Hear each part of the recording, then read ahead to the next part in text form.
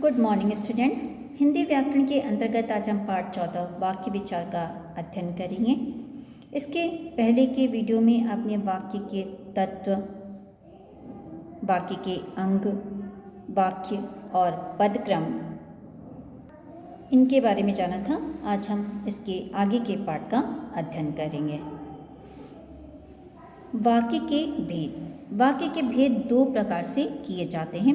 पहला रचना के आधार पर वाक्य के भेद, दूसरा अर्थ के आधार पर वाक्य के भेद। रचना के आधार पर वाक्य के भेद। रचना के आधार पर वाक्य के तीन भेद होते हैं।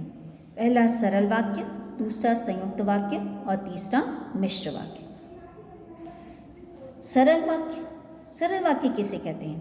जिस वाक्य में केवल एक प्रधान क्रिया होती है उस वाक्य को सरल वाक्य कहते हैं। इसमें अन्य क्रियाएं यदि होती भी हैं तो वे पूर्वकालिक या सहायक क्रिया के रूप में होती हैं। यह प्रधान क्रिया, सामान्य क्रिया, संयुक्त क्रिया या मिश्र क्रिया में से कोई भी हो सकती है। उदाहरण के लिए राम, श्रवण और श्वेता खेलने गए हैं। इस वाक्य में खेलने गए हैं एक ही प्रधान क्रिया है। सरल वाक्य के बारे में यह भी कहा जा सकता है कि इसमें एक जो होती है वो प्रधान क्रिया होती है। जिस वाक्य में केवल एक ही विधेय होता है वह वाक्य सरल वाक्य कहलाता है, या जिस वाक्य में उपवाक्य नहीं होते वह वाक्य भी सरल वाक्य कहलाता है। संयुक्त वाक्य। जिस वाक्य में एक से अधिक उपवाक्य समानाधिकरण समुच्चय बोधक द्वारा जोड़े होते हैं वह वाक्य संयुक्त वाक्य कहलाता है। जैसे आप सो रहे हैं और हम घूमने जा रहे हैं। यहाँ पर और के द्वारा दो वाक्य जोड़े गए हैं, इसलिए ये संयुक्त वाक्य कहलाएगा। मिश्र वाक्य। जिस वाक्य में एक प्रधान उपवाक्य तथा अन्य आश्रित उपवाक्य होते हैं उसे मिश्र वाक्य कहते हैं। जैसे आप चाहते हैं कि भारत तरक्की करे। यहाँ पर प्रधान उपवाक्य है आप चाहते हैं और आश्रित उपवाक्य है भारत तरक्की करे। मिश्र वाक्य के अन्य उदाहरण हैं, मैं जो ही स्टेशन पहुंचा रेलगाड़ी चलने लगी। जैसे ही परीक्षा समाप्त होगी वैसे ही हम सर्कस देखने जाएंगे। पिताजी ने कहा था कि उन्हें दिल्ली जाना है। जब तुम जाओगे तब मैं भी जाऊंगा। अब जानते हैं अर्थ के आधार पर वाक्य के भेद। अर्थ के आधार पर वाक्य के 8 भेद होते हैं। पहला विधानवाचक, दूसरा निषेधवाचक, तीसरा प्रश्नवाचक, चौथा आज्ञावाचक, पांचवा विस्मयवाचक, छठवां इच्छावाचक, सातवां संदेहवाचक, आठवां संकेतवाचक। विधानवाचक। जो वाक्य किसी घटना या स्थिति के सामान्यतः होने का बोध कराते हैं उन्हें विधानवाचक वाक्य कहा जाता है। जैसे हवा चल रही है, आप गाना गा रहे हैं, हम खाना खा रहे हैं, भाई साहब सितार बजा रहे हैं आदि। तो जो वाक्य किसी घटना या स्थिति के सामान्य रूप से होने का बोध करे उसे हम विधानवाचक वाक्य कहेंगे। निषेधवाचक वाक्य। जहाँ किसी चीज़ के नहीं होने का अर्थ प्रकट हो उसे निषेधवाचक वाक्य कहा जाता है।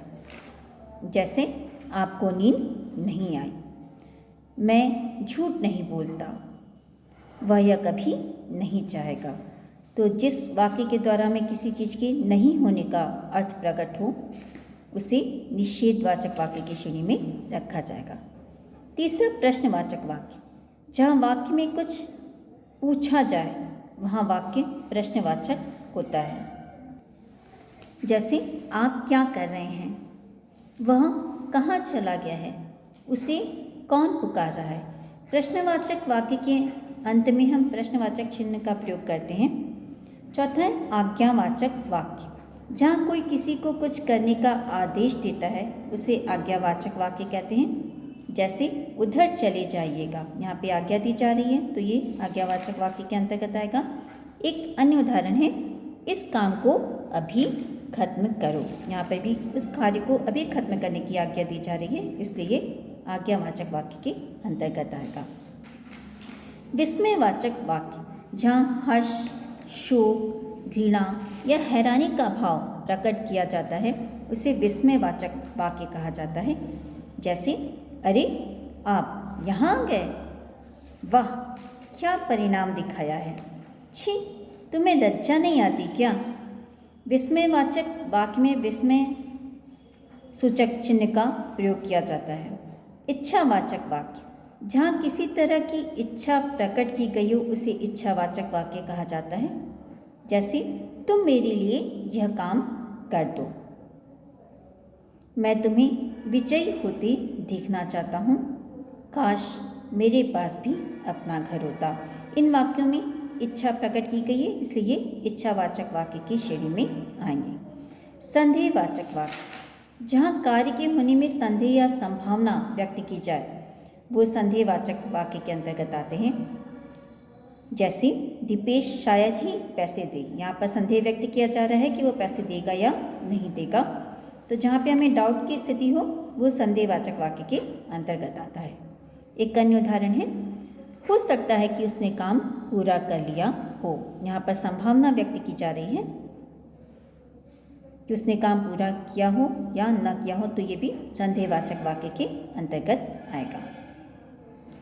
संकेतवाचक वाक्य, जिन वाक्यों में एक काम का होना दूसरे काम पर निर्भर होता है उन्हें संकेतवाचक वाक्य कहते हैं। जैसे, बादल होंगे तो बारिश होगी, यहाँ पर बारिश का होना बादल के होने के ऊपर निर्भर है, इसलिए ये संकेतवाचक वाक्य के अंतर्गत आएगा।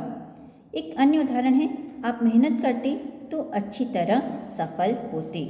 यहाँ पर भी अच्छी तरह सफल होना आपके मेहनत करने के ऊपर निर्भर है, तो जहाँ पर एक काम का होना दूसरे काम पर निर्भर हो वो वाक्य संकेतवाचक वाक्यों की श्रेणी में आते हैं। वाक्य परिवर्तन, रचना के आधार पर वाक्य परिवर्तन।